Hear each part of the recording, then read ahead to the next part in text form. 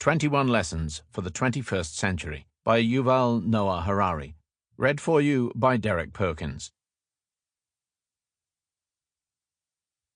Introduction. In a world deluged by irrelevant information, clarity is power. In theory, anybody can join the debate about the future of humanity, but it is so hard to maintain a clear vision. We might not even notice that a debate is going on, or what the key questions are. Most of us can't afford the luxury of investigating because we have more pressing things to do. We have to go to work, take care of the kids, or look after elderly parents. Unfortunately, history does not give discounts.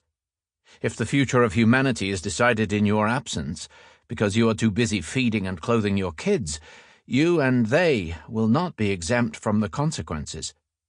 This is unfair, but who said history was fair?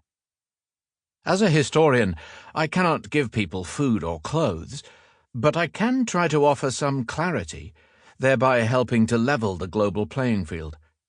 If this empowers even a handful of additional people to join the debate about the future of our species, I have done my job. My first book, Sapiens, surveyed the human past, examining how an insignificant ape became the ruler of planet Earth. Homo Deus, my second book, explored the long-term future of life, contemplating how humans might eventually become gods, and what the ultimate destiny of intelligence and consciousness might be. In this book, I want to zoom in on the here and now. My focus is on current affairs and on the immediate future of human societies. What is happening right now? What are today's greatest challenges and most important choices? What should we pay attention to? What should we teach our kids? Of course, 7 billion people have 7 billion agendas, and as already noted, thinking about the big picture is a relatively rare luxury. A single mother struggling to raise 2 children in a Mumbai slum is focused on where she will find their next meal.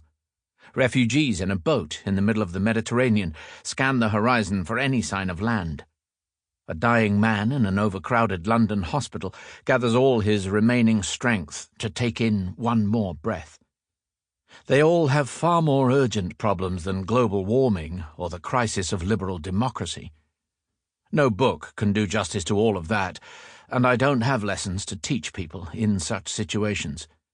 I can only hope to learn from them. My agenda here is global. I look at the major forces that shape societies all over the world and that are likely to influence the future of our planet as a whole.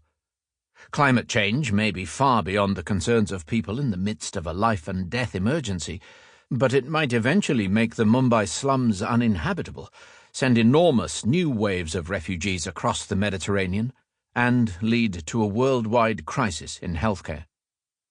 Reality is composed of many threads, and this book tries to cover different aspects of our global predicament without claiming to be exhaustive. Unlike Sapiens and Homo Deus, this book is intended not as a historical narrative, but rather as a selection of lessons. These lessons do not conclude with simple answers. They aim to stimulate further thinking and help readers participate in some of the major conversations of our time. The book was written in conversation with the public. Many of the chapters were composed in response to questions I was asked by readers, journalists, and colleagues. Earlier versions of some sections have already been published in different form, which gave me the opportunity to receive feedback and hone my arguments. Some sections focus on technology, some on politics, some on religion, and some on art. There are chapters that celebrate human wisdom, and others that highlight the crucial role of human stupidity. But the overarching question remains the same.